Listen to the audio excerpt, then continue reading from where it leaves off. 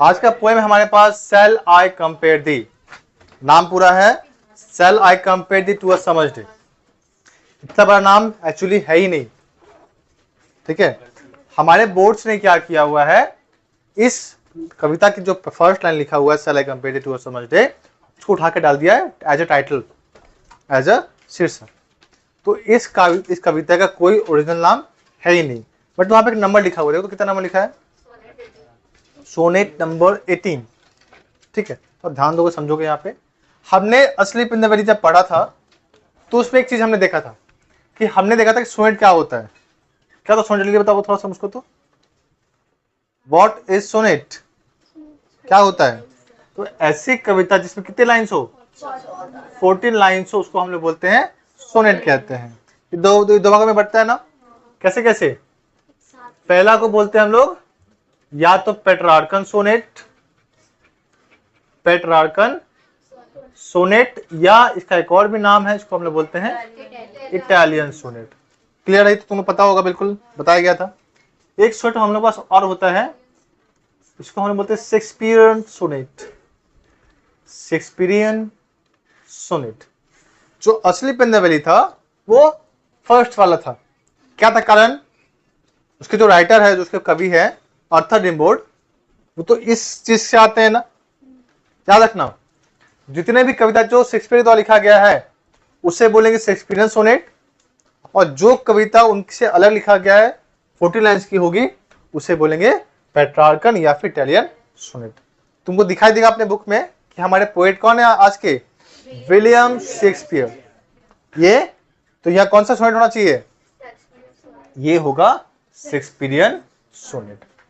तुमने ये भी देखा था एक चीज कि इटालियन का भाग में दो भाग में बांटते हैं ना, एक हमारे पास होता है ऑक्टेव, एक होता है मेरे पास सेस्टेट। कितने, कौन सा लाइन ऑक्टेव में?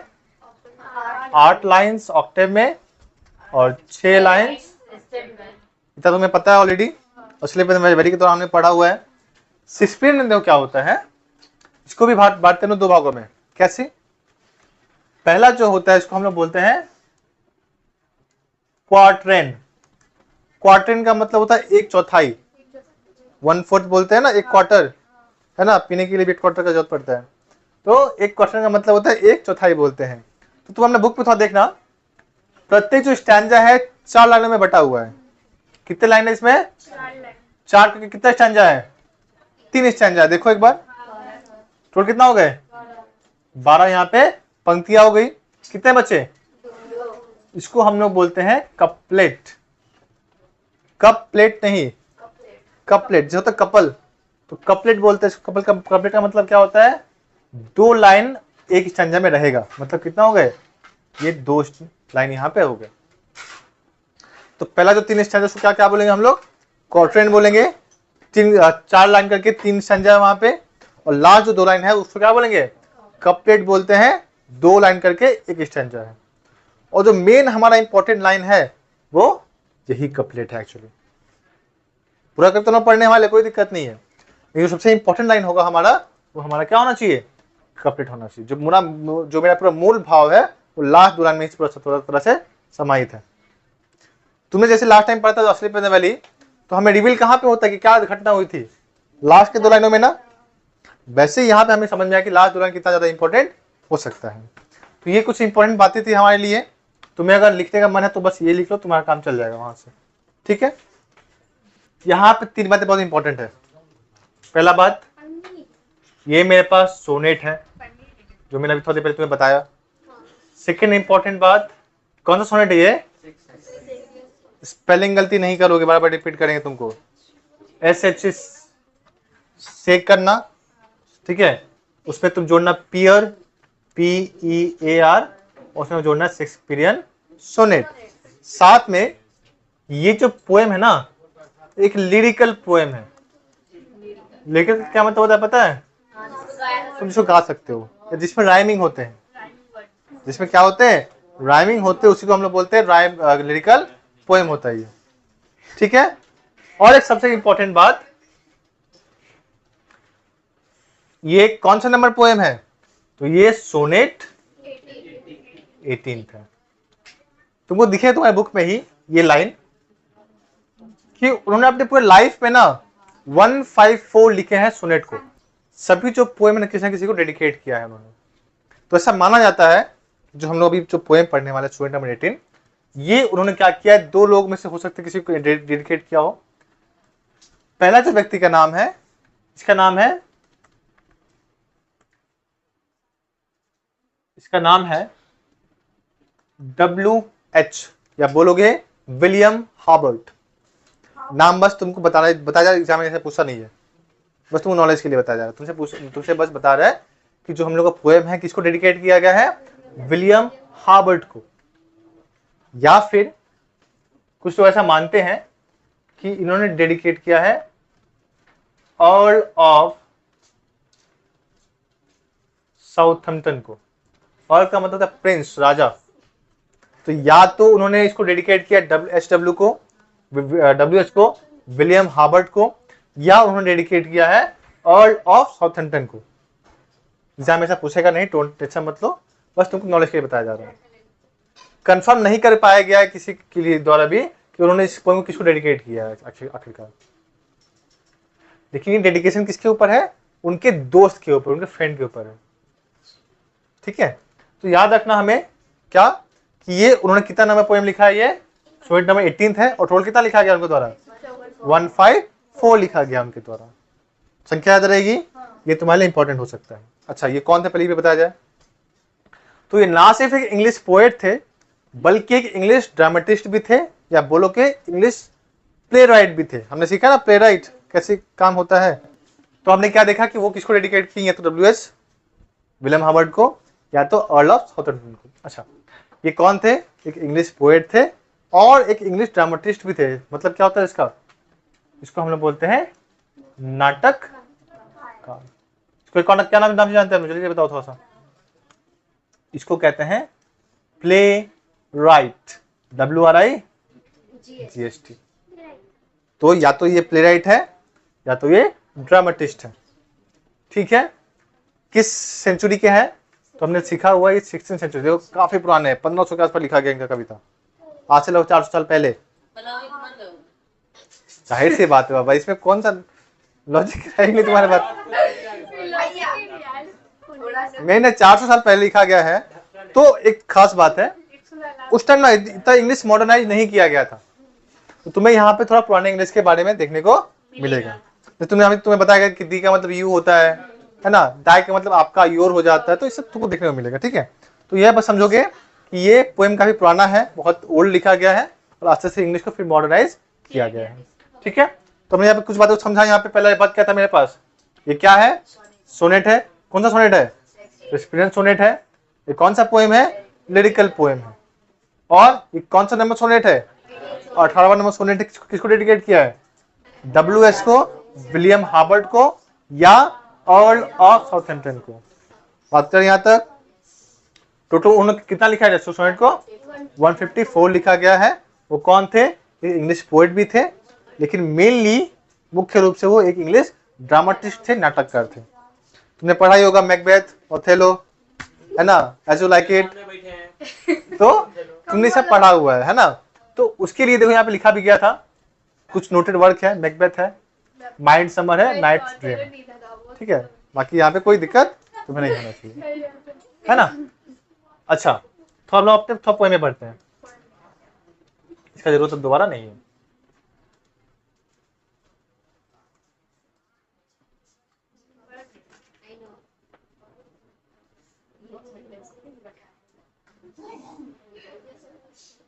देखो, जो फर्स्ट लाइन हमें दिखाई दे रहा है, shall I compare it to a summer's day. This is a question asked by our poet. हमारे पोएट ने क्वेश्चन पूछा है। क्वेश्चन क्या पूछा है कि क्या मैं आपकी तुलना उस समर के दिन से कर सकता हूं। किनकी तुलना, अपने फ्रेंड, अपने मित्र की तुलना। क्या पूछते हैं कि क्या मैं आपकी तुलना इस समर के दिन से कर सकता हूं। लेकिन सेकेंड ही लाइन में उनको ये रियलाइज होता है कि नहीं, मैं आपकी तुलना समर के दिन से नहीं कर पाऊंगा। क्यों, दाउ आर्ट मोर लवली, आपका जो बिहेवियर है बहुत ही प्यारा, बहुत ही लवली है, एंड मोर टेम्परेट, आपका व्यवहार कैसा है, बहुत ही कोमल, दूसरों के प्रति हमेशा उदार रहा है, आप हमेशा दूसरों को मदद करते आए हुए हो। इसी कारण से वो क्या रियलाइज करते हैं, क्या फील करते हैं कि मैं आपको तुलना नहीं कर पाऊंगा। अब देखो आगे बता रहे कारण कि क्यों नहीं कर पाऊंगा। रफ विंड्स, जो कठोर हवाएं हैं, किसकी हवाएं, समर की, do save the darling birds of May, मई के महीने में जो कलियां खिली हुई होती है ना, जो बहुत ही प्यारी दिखाई देती है, बहुत ही सुंदर दिखाई देती है, उसी कलियों को वो नष्ट करता है हिलाकर डुलाकर। तुमसे पूछेगा एग्जाम में कि उन कलियों को कौन डिस्ट्रॉय करता है, कौन नष्ट करता है, तो क्या होगा, रफ विंड्स, जो कठोर हवाएं है ना, वो उनको नष्ट करती है। किनको नष्ट करेगी, ऐसी कलियां, ऐसी प्यारी कलियां जो कि कब कब खिली हुई है, मई के महीने में खिली हुई है। ये क्या करते हैं, उन कलियों को हिला डुला कर गिराते हैं। बहुत कठोर है, बहुत व्यवहार कैसा है, बहुत कठोर है, कर्कश है। एंड और summer's lease hath all too short a date, जो समर होता है ना, इतना कम दिनों के लिए होता है कि तुमको हाथ पे जाओ तो गिन सकते हो। तुम्हें पता होगा ये कहानी इंग्लैंड की है। इंग्लैंड में मेनली कौन सा वेदर सबसे ज्यादा होता है, विंटर, ठंडा। बोल सकते हो कि मान लो 12 महीना है तो 12 में से 8 महीना तुमको विंटर दिखाई देगा, 2 महीना मानसून होगा, और जो बचा इक्का दुक्का जो महीना है ना, वो तुमको गर्मी दिखाई देने को मिलता है। अच्छा एक बात बताओगे, यहाँ पे गर्मी का हाईएस्ट टेम्परेचर कितना होता है, हाईएस्ट टेम्परेचर 40 डिग्री। तुम पता कितना कम बोल रही हो, 50 तो पार कर ही रहा है आजकल, तो 50-52 तो चल ही रहा है इंडिया में, है ना, 52-54 सब कुछ जा रहा है। बट इंग्लैंड में हाईएस्ट टेम्परेचर जाता है 26 डिग्री, जो यहाँ पे गर्मी में होता है, जो यहाँ पे गर्मी में होता है, सॉरी जो यहाँ पे ठंडा में होता है। तो उनके वहां पे एसी नहीं मिलता है, उनके वहां पे हीटर मिलता है। तो सोचो, जो हम लोग एंजॉय करते हैं ठंड के टाइम में 26 डिग्री का, जो बहुत ठंड हो गया है, बहुत मजा आ रहा है, वो लोग एंजॉय करते हैं गर्मी में। और बता रहे कितना गर्मी हो गया है, हीट वेव चल रहा है हमारे लिए, वो हीट वेव उनके 26 डिग्री में जाता है। हम लोग क्या बोलना चाह रहे हैं, तो उनके लिए गर्मी एक क्या है, एक बहुत ज्यादा कम टाइम के लिए आता है। तो वैसे यहां पे क्या बोला है कि समर्स लीज, समझोगे नहीं बाद में तो हमको दिक्कत करेगा एग्जाम में, हमको ये ऐसे क्यों भी करना है, लॉन्ग कुछ नहीं करना है, जो ध्यान यहाँ वहां है तो ध्यान यहाँ लेके चले चले तो अच्छी मूर्ति बात कम करोगे, यहाँ पे ध्यान दोगे। समर्स लीज, तो समर का जो अवधि है, हैज का मतलब मैंने क्या बोला था, हैज, उसके पास क्या है, all too short a day, इतना छोटा है कि तुमको दिन पे काउंट कर सकते हो, मतलब तुम उसको हाथों में चाहो तो काउंट कर सकते हो। इसका अवधि कैसा है, बहुत ज्यादा कम टाइम के लिए होता है। लेकिन आप तो बहुत अमर हो, आप तो अनंत हो, आपका जो खूबसूरती तो हमेशा के लिए है ना, इसीलिए मैं आपका तुलना उस समर के दिन से नहीं कर पाऊंगा। आगे बढ़े, ये जो 4 लाइन हमें दिखाया गया है, ये बुराई हो रही है हमारे समर की। बुराई देखो क्या कर रहा है, पहला बोला है सम टाइम, कभी कभार ना, too hot the eye of heaven shines. Eye of heaven का मतलब होता है सन, सूरज। कभी कभार तो इतना तेज होता है सूरज कि लोग उसी पर अस्त व्यस्त हो जाते हैं, तंग हो जाते हैं। कुछ 2-3 हफ्ता पहले ही तुम देख लो, इतना तेज धूप था कि हम लोग उसे तंग हो रहा था, इतना हीट वेव चल रहा था इतना ज्यादा, है ना। तो कभी कभी सूरज इतना तेज चमकता है कि लोग उससे पूरा तंग आ जाते हैं। और उससे अगले ही पल क्या होता है, एंड ऑफन, अक्सर, प्राय क्या होता है ना, हिज गोल्ड कॉम्प्लेक्शन डीम्ड, जो स्वर्ण रूप है उसका, सोने का जो कलर है ना, वो डीम होता है, हल्का पड़ता है। किस कारण, बादलों के कारण। देखो ये दोनों जो वाक्य, दोनों एक दूसरे का विरोध कर रहे हैं। पहला क्या बोला गया है कि बहुत ही तेज चमकता है, बहुत ही कठोर है वो, है ना, लोग उसे क्या तंग हो जाते हैं। और ठीक अगले ही पल क्या होता है, वो जो उसका जो चमक है, जो उसका रंग है, स्वर्ण रूपी जो रंग है, वो बिल्कुल हल्का पड़ जाता है। क्यों, बाई द क्लाउड्स, बादलों के कारण। तुम देखना ना, आज अभी धूप है, हर 2 मिनट, हर 5 मिनट, हर 10 मिनट क्या होता है, बादल आएगा, उसको जाके छेक लेगा, है ना। तो सोचो इतना पावरफुल इंसान है, इतना शक्तिशाली है, लेकिन बादल छोटा सा क्या कर पा रहा है, उसका शक्ति को डिसमिस कर पा रहा है, वो डीम कर पा रहा है, वो शक्ति को कम कर दे रहा है। तो वो तो खुद स्थिर नहीं है, खुद स्टेबल नहीं है। वो जो बंदा खुद स्थिर या स्टेबल नहीं है, तो तुम उसको पावरफुल बोल पाओगे, बिल्कुल नहीं। वो पावरफुल तो है, बट बहुत कम टाइम के लिए पावरफुल है। आगे बोला है एंड और every fair from fair sometime declines. थोड़ा ध्यान दोगे, यहाँ पे काफी इंपॉर्टेंट लाइन है, सबसे इंपॉर्टेंट यही पोएम का हमारा यहाँ पे दिखाई देगा। तुम्हें यहाँ दिखाई देगा, देखो F F F, fair from fair. इसको हिंदी में पता क्या बोलते हैं? इसको हम लोग बोलते हैं अनुप्रास अलंकार बोलते हैं। तुमने आई थिंक इसको हिंदी शब्द की तरह पढ़ा होगा शायद, कभी सुने हो अनुप्रास अलंकार? अच्छी बात है। अरे ठीक है, कोई दिक्कत नहीं, आदमी समझ जाएगा, समझना उसका उतना कोई मैटर नहीं करता है। तो इसका नाम क्या है? अनुप्रास अलंकार है। अब ये क्या होता है, जैसे मान लो मैंने बोला मिकी माउस, देखो म साउंड आ रहा है ना, तो ऐसे दो शब्द जिसके पहले अक्षर सेम साउंड करे उसको कहते हैं अनुप्रास अलंकार। इसको इंग्लिश में पता क्या कहते हैं? इसको बोलते हैं एलिटरेशन। इसको हम लोग क्या बोलते हैं? एलिटरेशन बोलते हैं हम, जो बार बार रिपीट करे। तुमने एक नाम सुना होगा,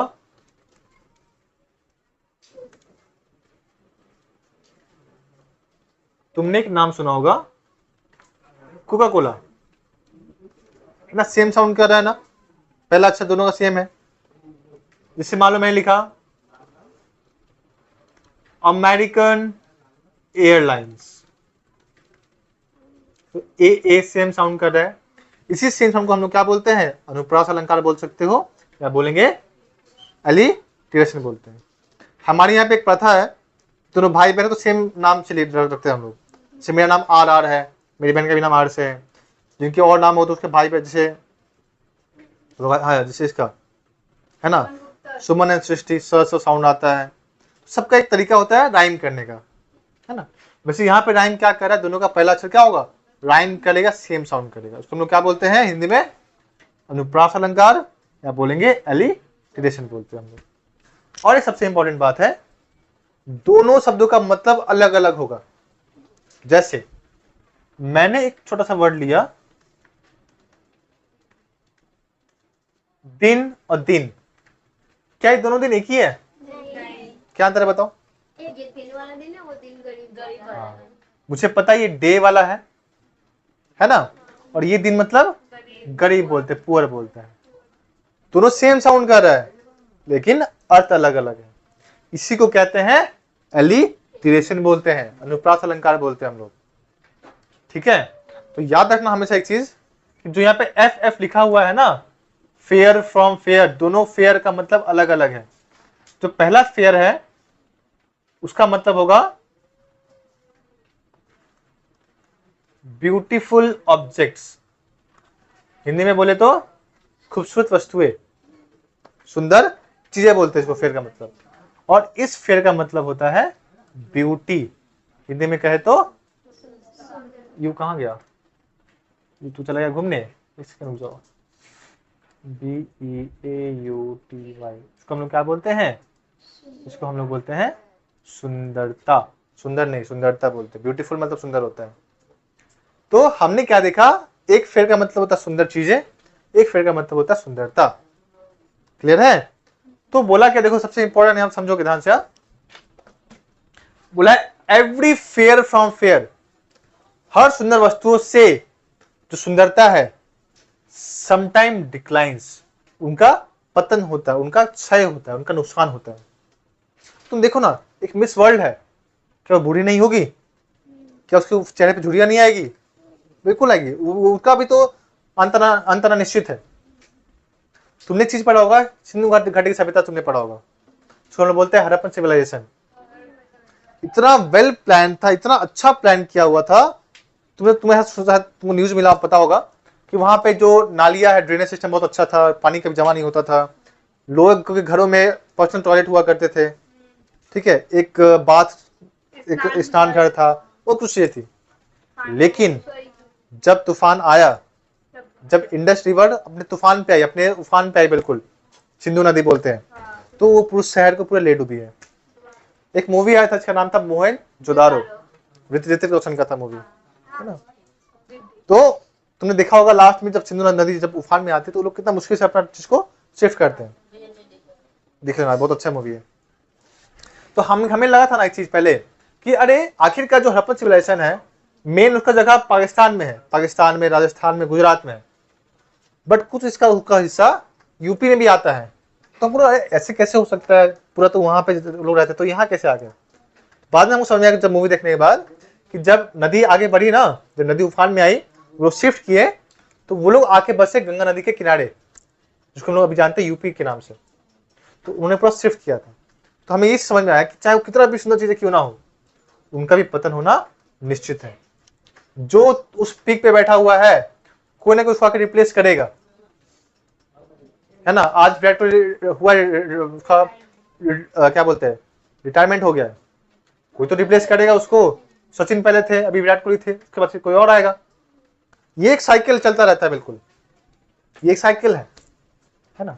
तो बोला क्या गया है, प्रत्येक सुंदर चीजें जो होती है ना, उससे उनका सुंदरता क्या होती है, डिक्लाइन होती है, पतन होता है उनका खत्म होना निश्चित है। खत्म कैसे होगी, या तो बाई चांस अपने आप खत्म हो सकती है, भाग्य के कारण खत्म हो सकती है, या तो नेचर्स चेंजिंग कोर्स, जो नेचर है ना, जो प्रकृति है, वो अपना कोर्स, जो क्रिया है, बिल्कुल क्या है, बदलता रहता है। तुमने सुना होगा कि प्रकृति परिवर्तनशील है, कभी प्रकृति कभी ठहरी है, बिल्कुल नहीं। वैसा ही क्या होता है, जो नेचर होती है ना, बिल्कुल वो परिवर्तनशील, चेंजिंग है। और वो कैसी है, अनट्रिम्ड है, उसे काट नहीं सकता, बिल्कुल वो बिना कटा हुआ है। आज तक कभी कोई ऐसा हुआ ही नहीं जो प्रकृति को बदल सके। कोई देखो ऐसा कि नहीं मैंने भाग्य को बदल दिया है, नहीं, ये पॉसिबल नहीं है। तो वैसे ही चाहे वो सुंदर चीजें क्यों ना हो, इस पर ब्रह्मांड में सुंदर चीजें क्यों ना हो, उसका भी एक दिन अंत आना क्या होता है, निश्चित होता है। तो अंत कैसे आएगा, दो कारण है, या तो बाई चांस आ जाए, अपने आप उसका पतन हो जाए, या फिर जो नेचर है, जो प्रकृति है, उसको खत्म कर देती है। और प्रकृति कैसी है, अनट्रिम्ड है, बिना कटा हुआ है, उसको तुम काट नहीं कर पाओगे। समझा पाए। बस आगे बढ़े, वापस हम रिपीट करें क्लास के एंड की बात, ठीक है। अब तो तारीफ किया जाए अपने दोस्त का, क्या बोला देखो, बट लेकिन the eternal summer shall not fade, आपके पास जो समर, जो अनंत है, समर मतलब क्या पता है, इसका मतलब होता है ब्यूटी, सुंदरता।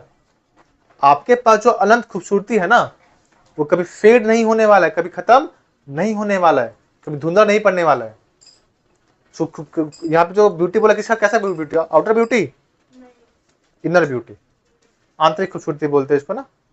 बोला गया कि जो आपका आंतरिक खूबसूरती है वो कभी खत्म नहीं होने वाला है, कभी फेड नहीं होने वाला है, वो अनंत काल तक चलता रहता है। लोग ऐसे काम करते हैं ना जिसका आंसर उनका खूबसूरती हमेशा बना हुआ रहता है। नॉर लॉस पोसेशन, न तो अपना अधिकार खोएगा, ऑफ दैट फेयर दाउ ग्रोस्ट, जिस खूबसूरती के आप मालिक हो। बोला क्या गया है, तो हम लोग आते पीछे से, बोला that fair thou ow'st, ow'st का मतलब होता है मालिकाना हक होना ना। जिस खूबसूरती का आप मालिकाना हक रखते हो, वो हक आपसे कोई छीन नहीं सकता, वो आप उसके हमेशा से मालिक रहोगे, आप हमेशा से खूबसूरत रहने वाले हो। और ना तो क्या होगा, shall death brag the wander'st in his shade, न तो मृत्यु क्या कर पाएगी, आपको अपने परछाई में, अपने छाए में ले पाएगी, छीन पाएगी। आप मर भी क्यों ना जाओ ना, आपकी खूबसूरती हमेशा अमर रहने वाली है।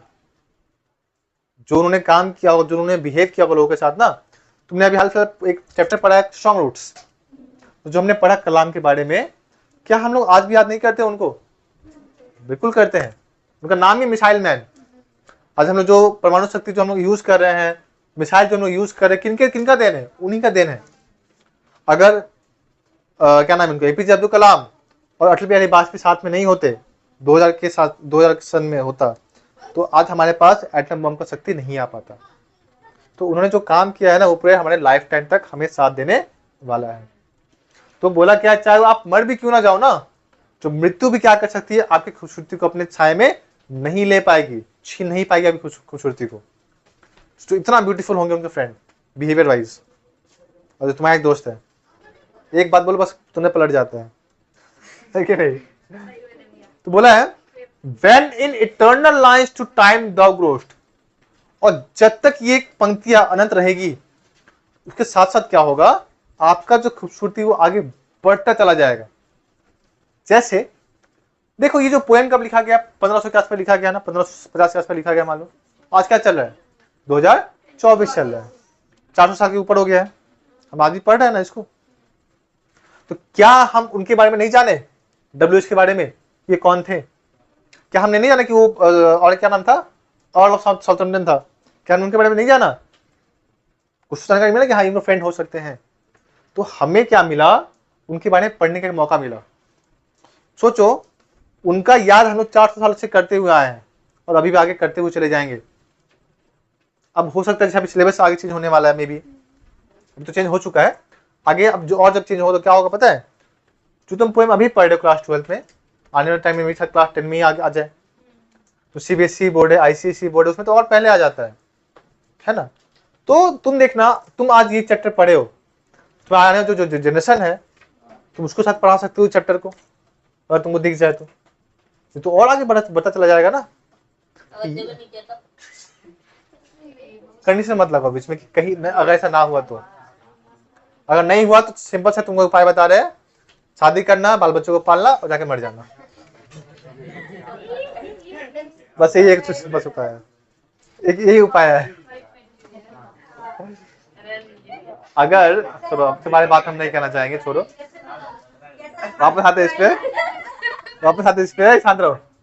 तो बोला है when in eternal lines, देखो यहाँ पे बोला गया ना, वो अनंत पंक्तियां जब तक तुम्हारे पास रहेगी, ये जो अनंत पंक्तियां जब तुम इसको पढ़ोगे ना, तब तक क्या होगा, आपकी खूबसूरती और समय के साथ साथ बढ़ती रहेगी। अब उनको और याद करते हुए रहोगे। और लास्ट देखो दुल्हन क्या बोला गया, so long as man can breathe, जब तक एक इंसान सांस ले सकती है, और आईज कैन सी, जब तक एक इंसान के आंखें देख पाएगी। कब तक? Until you will die, तुम जब तक मर ना जाओ तब तक तुम्हारी आंखें देख पाएगी ना। तो बोला गया so long as man can breathe, जब तक एक इंसान सांस ले पाएगी और उनकी आंखें देख पाएगी, तब तक क्या होगा, so long lives this, तब तक ये जिंदा रहेगी। तो बता पाओगे यहाँ पे यह मतलब कौन, क्या जीवित रहेगी? पोएम नहीं, यहाँ पे लिव्स का, यहाँ पे दिस का मतलब पता है कौन? यहाँ लिख दे रहे हैं, दिस का मतलब होगा ब्यूटी ऑफ हिज फ्रेंड, उनके दोस्त का खूबसूरती हमेशा जीवित रहने वाली है। तो and this gives life to thee, और यह उनको जीवन प्रदान करेगी। एक खास बात, क्या यह दिस हुई वही है?